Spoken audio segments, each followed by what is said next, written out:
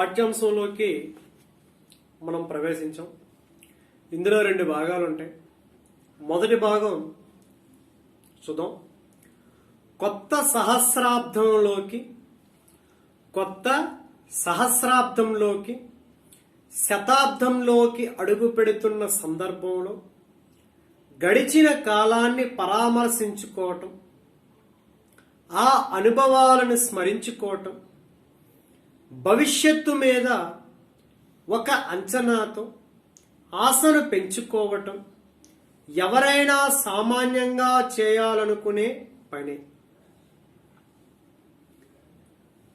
ఆ పని చేస్తూ ఈ శతాబ్దపు సామాజికాభివృద్ధిలో, సామాజిక మార్పులలో స్త్రీల భాగస్వామ్యాన్ని గురించి ఆలోచించినప్పుడు ఎన్నో విషయాలు మా ముందుకి వచ్చాయి. కొత్త సహస్రాబ్దములోకి, సహస్రాబ్దం అంటే 1000 సంవత్సరాల కాలం. సహస్రాబ్దం అంటే 1000 సంవత్సరాల కాలం. శతాబ్దం అంటే 100 సంవత్సరాల కాలం. అండర్లైన్ చేసుకో, గీత గీయండి. గీత గీసా పదాలకు వెంటనే అర్థం రాసుకోండి. అడుగు పెడుతున్న సందర్భంలో గడిచిన కాలాన్ని పరామర్శించుకోవటం, ఆ అనుభవాలను స్మరించుకోవటం, గుర్తుకు చేసుకోవటం, భవిష్యత్తు మీద ఒక అంచనాతో, జీవితం మీద ఒక అంచనాతో ఆశను పెంచుకోవడం, కోరికను ఎవరైనా సామాన్యంగా చేయాలనుకునే పనే. ఆ పని చేస్తూ ఈ శతాబ్దపు సామాజికాభివృద్ధిలో, సామాజిక మార్పులలో స్త్రీల భాగస్వామ్యాన్ని గురించి ఆలోచించినప్పుడు ఎన్నో విషయాలు మా ముందుకు వచ్చాయి. గడిచిన శతాబ్దాన్ని స్త్రీల శతాబ్దంగా చెప్పవచ్చనిపించింది. జరిగిపోయినటువంటి 100 సంవత్సరాలని స్త్రీల శతాబ్దంగా చెప్పవచ్చనిపించిందట. గత శతాబ్దపు చరిత్ర నిర్మాతలుగా వారిది తిరుగులేని స్థానం అనిపించింది. జరిగిపోయినటువంటి ఆ 100 సంవత్సరాల చరిత్రను తిరుగులేనటువంటి స్థానం, ఎవరికీ కూడా దక్కలేనటువంటి స్థానం అంటది. అయితే దీని సాధికారంగా అంటే అధికారంతో కూడిన, దీన్ని సాధికారంగా, సోదాహరణంగా నిరూపించడానికి ఎంతో అధ్యయనం, మరెంతో సమయము పడుతుంది. ఆ పని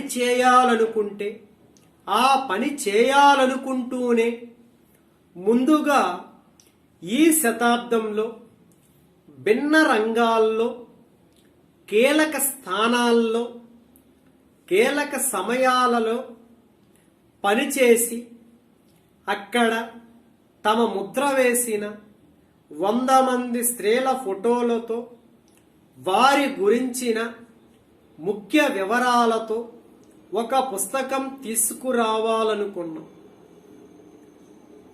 ఫోటోలు ప్రచురించాలనే నిర్ణయం చాలా ఆలోచించే తీసుకున్నాం. వ్యక్తులను చూస్తూ వారి గురించి తెలుసుకోవటానికి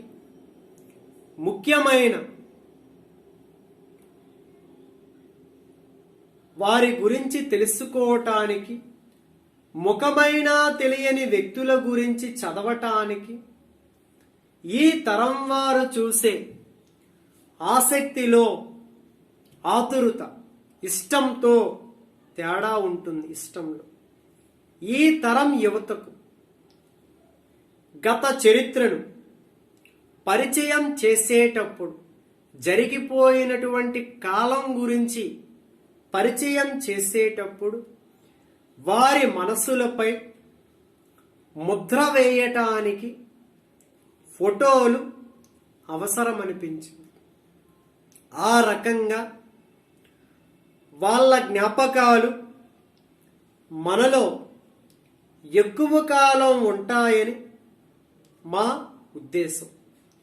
100 సంవత్సరాలుగా స్త్రీలు చేసిన పోరాటాలు, 100 సంవత్సరాలుగా స్త్రీలు చేసినటువంటి పోరాటాలను గుర్తు చేసుకుంటూ జరుపుకునే విజయోత్సవంగా 100 సంవత్సరాలుగా స్త్రీలు చేసిన పోరాటాలను గుర్తు చేసుకుంటూ జరుపుకునే విజయోత్సవంగా ఈ పుస్తకం నిలబడుతుందనుకున్నాం. గడచిన శతాబ్దంలో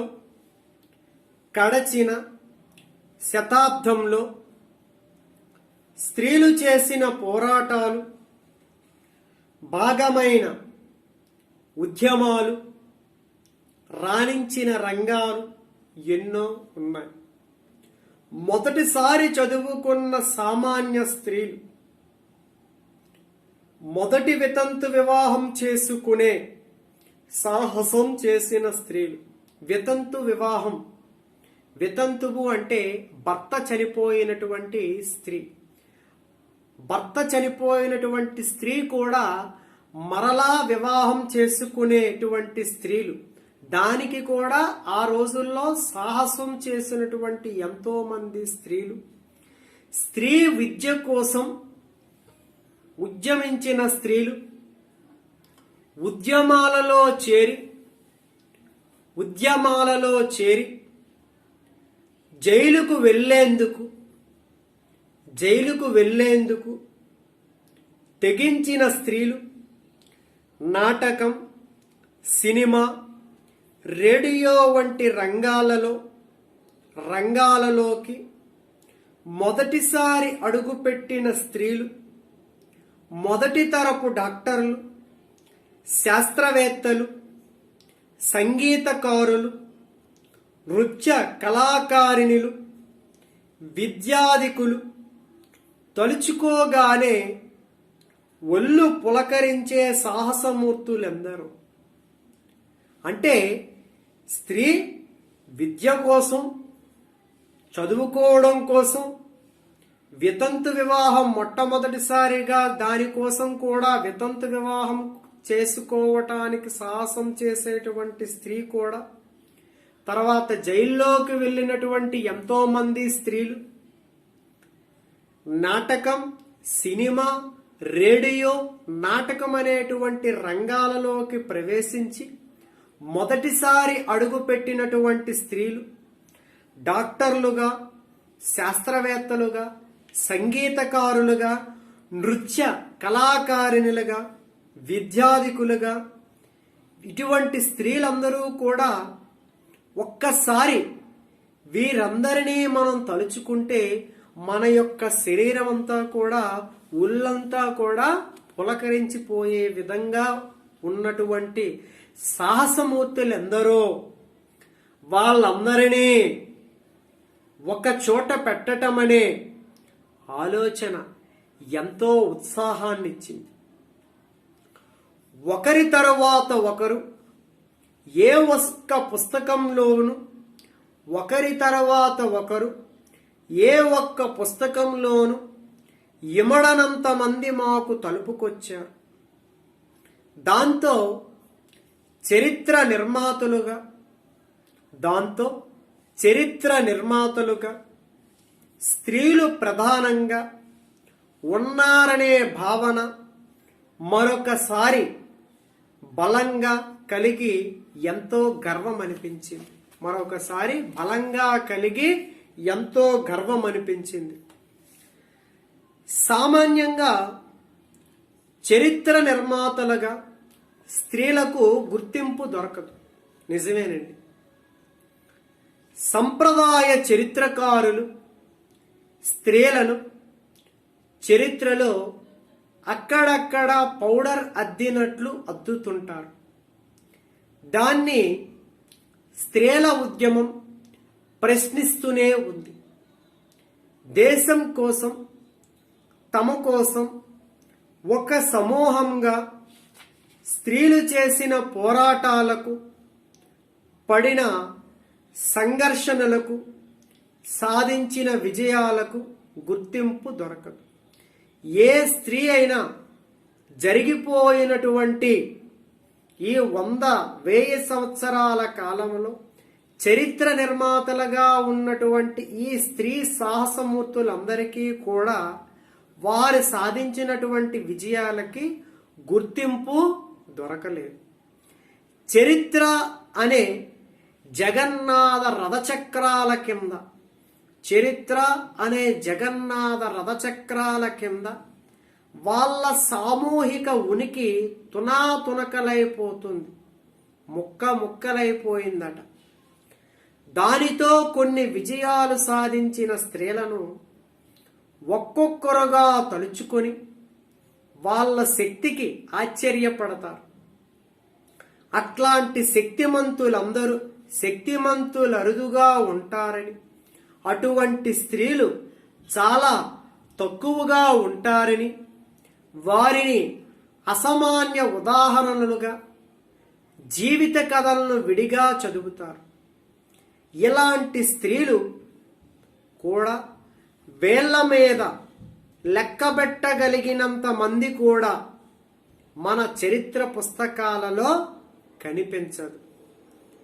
ఇలాంటి ఇప్పటికీ 30 సంవత్సరాల నుంచి, ఇప్పటికీ దాదాపుగా 30 సంవత్సరాల నుంచి స్త్రీలకు చరిత్రలో స్థానం లేదని, స్త్రీలకి చరిత్రలో స్థానం లేదని,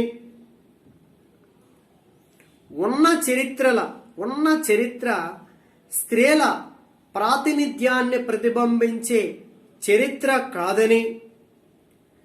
కాదనే విమర్శ స్త్రీల ఉద్యమం పెడుతున్నా, దాన్ని మేము ఎంత అర్థం చేసుకున్నా ఇంతమంది స్త్రీలను ఒక వరుసలో చూడటం వల్ల మాకు కలిగిన కనువిప్పు గొప్పది. కనువిప్పు అంటే తెలుసుకోవటం. మన రాష్ట్ర చరిత్రంతా కొత్తగా తెలిసినట్లు అనిపించింది.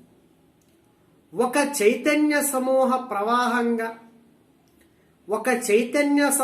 ప్రవాహంగా స్త్రీలను మేము చూడగలిగాం.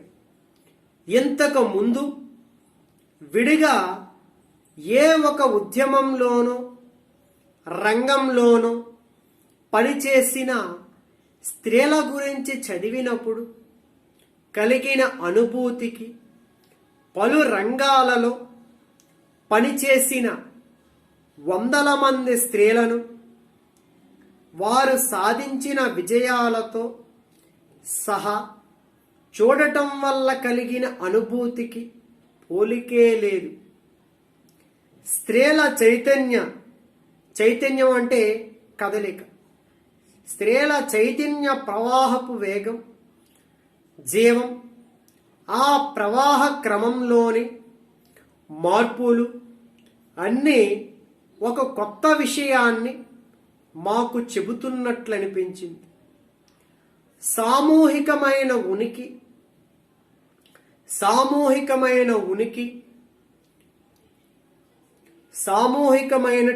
ఉనికి, చైతన్యం ఇవే చరిత్రను రూపుదిద్దుతాయనే విషయం స్పష్టమైంది.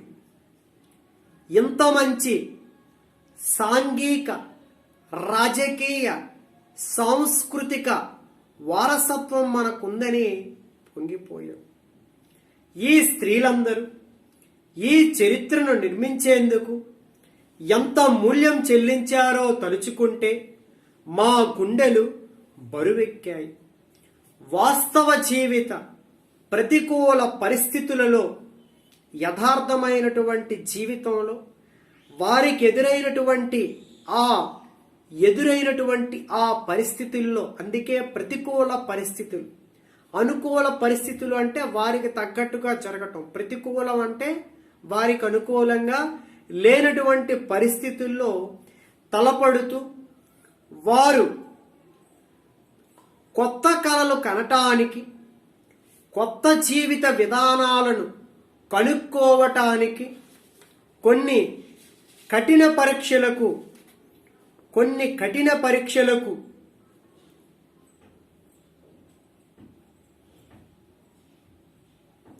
గురయ్యారో తలుచుకుంటే ఆ సామాన్యుల సాహసం, ఆ సామాన్యుల యొక్క సాహసం అసామాన్యమనిపించింది. సమాజంలో ప్రతి దాన్ని మార్చటానికి, సమాజంలో ప్రతి దాన్ని మార్చటానికి సమయాత్తమైన స్త్రీల, సమయాత్తం అవటం అంటే సంసిద్ధమవటం, సిద్ధపడటం నెరవేరినది. సమాజంలో ప్రతిదాన్ని మార్చటానికి సమయాత్తమైనటువంటి సిద్ధపడనిదగిన స్త్రీల సమూహం మాకు గొప్ప ప్రేరణ ఇచ్చింది. ప్రేరణ అంటే స్ఫూర్తి, ఏదైనా సాధించాలనేటువంటి స్ఫూర్తినిచ్చిందట. ఆ ప్రేరణతో, ఆ స్ఫూర్తితో, ఆ ఉత్సాహముతో ఈ పని మొదలుపెట్టాం. ఊహలకు,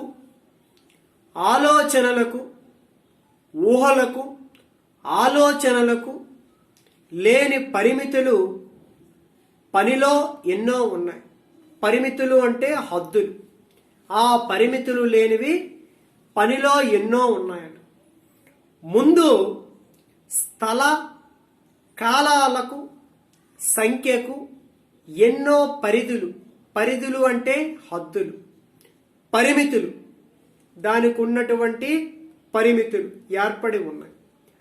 ఆంధ్రదేశానికి చెందిన, ఆంధ్ర రాష్ట్రానికి, ఆంధ్రప్రదేశ్ అనేటువంటి దేశానికి చెందిన స్త్రీలు అన్నప్పుడు ఆంధ్రదేశం గతంలో ఇప్పటి ఆంధ్రప్రదేశ్ లాగా లేదు, భవిష్యత్తులో ఇట్లాగే ఉంటుందని లేదు. మద్రాసు ప్రెసిడెన్సీ ఒకప్పుడు మన రాష్ట్రం మద్రాసు రాష్ట్రంలో ఉండేది. ఉమ్మడి రాష్ట్రంగా మన తెలుగు రాష్ట్రం, మన ఆంధ్ర రాష్ట్రం ఉమ్మడి రాష్ట్రమైనటువంటి మద్రాసు తమిళనాడు రాష్ట్రంలో ఉండేది. అప్పుడు మద్రాసు రాజధానిగా ఉండేది. క్రమేపీ 1953వ సంవత్సరంలో అమరజీవి పొట్టి శ్రీరాములు పుణ్యమా అని ఆయన 1956వ సంవత్సరంలో, ముందుగా 1953లో తెలుగు ప్రజలందరికీ కూడా ఒక ప్రత్యేకమైనటువంటి రాష్ట్రం ఉండాలి అనే ఉద్దేశంతో 1956 నవంబర్ 1వ తేదీన ఆంధ్రప్రదేశ్ రాష్ట్రం అనేది నూతన రాష్ట్రంగా మద్రాసు అనేటువంటి ఉమ్మడి రాష్ట్రంలో ఉన్నటువంటి ఆంధ్ర రాష్ట్రం నుంచి విడిపోయి మన తెలుగు రాష్ట్రం ఆంధ్ర రాష్ట్రం అనేది 1956 నవంబర్ 1వ తేదీన అవతరించింది. సుమారుగా ఆయన 58 రోజుల పాటు ఆమరణ నిరాహార దీక్ష చేసి ఆయన మరణించిన తరువాత అప్పుడు మనకి ఆంధ్రప్రదేశ్ అనేటువంటి రాష్ట్రం అనేది సిద్ధించింది. అప్పటి వరకు మంది ఉమ్మడి మద్రాసు రాష్ట్రంలో మనం ఉండేవారు. భవిష్యత్తులో ఇట్లాగా ఉంటుందనే లేదు. మద్రాసు ప్రెసిడెన్సీ, నైజాం రాజ్యం, ప్రస్తుత కర్ణాటక, మహారాష్ట్ర, ఒరిస్సాల్లో కొన్ని ప్రాంతాలు, ఒరిస్సా రాష్ట్రంలోని కొన్ని ప్రాంతాలు, ఇవన్నీ ఆంధ్రుల సాంస్కృతిక రాజకీయ చరిత్రలో ఉన్నాయి. మన తెలుగు ప్రజల యొక్క చరిత్రల రాజకీయ చరిత్రలో ఉన్నాయి. వాటిని కూడా మా పరిధిలోకి తీసుకున్నాం. తెలుగు అన్న పదాన్ని వాడకుండా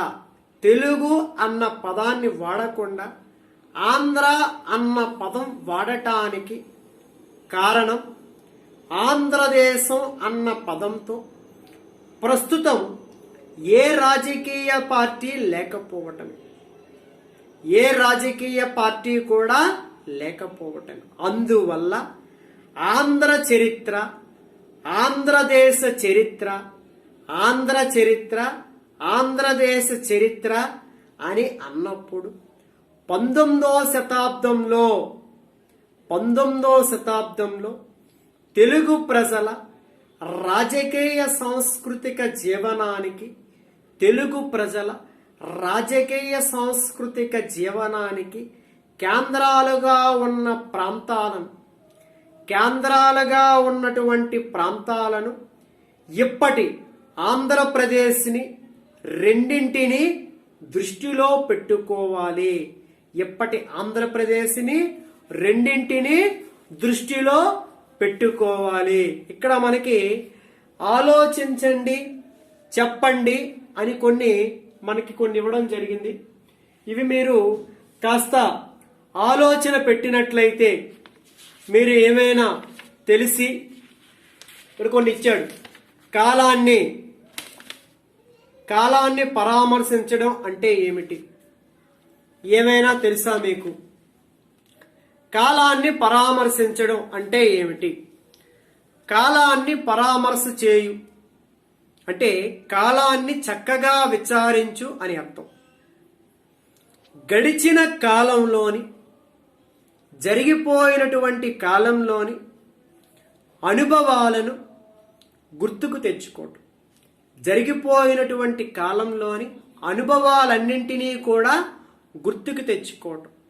రాబోయే కాలాన్ని తగిన ఆశతో తగిన కోరికతో అంచనాలు వేసుకోవడం కాలాన్ని పరామర్శించుకోవడం దాని కోవలోకి వస్తుంది.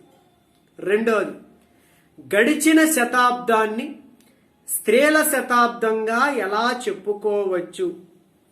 గడిచిన శతాబ్దాన్ని స్త్రీల శతాబ్దంగా ఎలా చెప్పుకోవచ్చు? గడిచిన శతాబ్దంలో సామాజిక అభివృద్ధిలో గాని సామాజిక మార్పులలో గాని స్త్రీల భాగస్వామ్యం ఎక్కువగా ఉంది. స్త్రీల యొక్క భాగస్వామ్యం ఎక్కువగా ఉంది. అందువల్ల గడిచిన శతాబ్దాన్ని స్త్రీల శతాబ్దంగా చెప్పుకోవచ్చు. గడిచిన శతాబ్దాన్ని స్త్రీల శతాబ్దంగా చెప్పుకోవచ్చు. గత శతాబ్దంలో చరిత్ర నిర్మాతలుగా స్త్రీల యొక్క స్థానం జరిగిపోయినటువంటి శతాబ్దంలో గత శతాబ్దంలో జరిగిపోయినటువంటి ఆ 100 సంవత్సరాల యొక్క కాలం తిరుగులేనటువంటి స్థానం అని అన్నాం కదండి. అది చరిత్ర నిర్మాతలుగా స్త్రీల యొక్క స్థానం తిరుగులేనిది. చరిత్ర ఎలా రూపుదిద్దుకుంటుంది? చరిత్ర ఎలా రూపుదిద్దుకుంటుంది? కృషి వల్ల, చైతన్యం వల్ల రూపుదిద్దుకుంటుంది. కృషి, పట్టుదల, ప్రయత్నం, కదలిక వల్ల ఈ చరిత్ర అనేది రూపుదిద్దుకుంటుంది. మూల్యం చెల్లించడం అంటే అర్థం ఏమిటి? అసలు మూల్యం అనేటువంటి పదం యొక్క అర్థం ధర, వెల, జీతం అని చెప్తారు. ధరను చెల్లించడాన్ని మూల్యం అంటాం. ధరను చెల్లించడాన్ని మూల్యం అంటాం.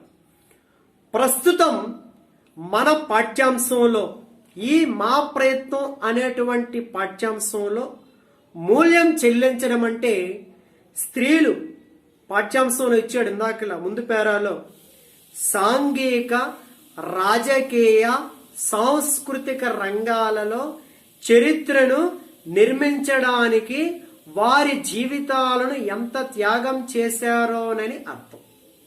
అర్థమైందా? మరోసారి చెప్తున్నాను. మూల్యం చెల్లించడం అంటే స్త్రీలు రాజకీయ, సాంస్కృతిక, సాంఘిక రంగాలలో చరిత్రను నిర్మించడానికి వారి జీవితాలను ఎంత త్యాగం చేశారోనని అర్థం. సామాన్యుల సాహసం అసామాన్యమనిపించింది. సామాన్యుల సాహసం అసామాన్యమనిపించింది. అవి అని రచయిత్రులు అనడానికి కారణాలు ఏమిటి?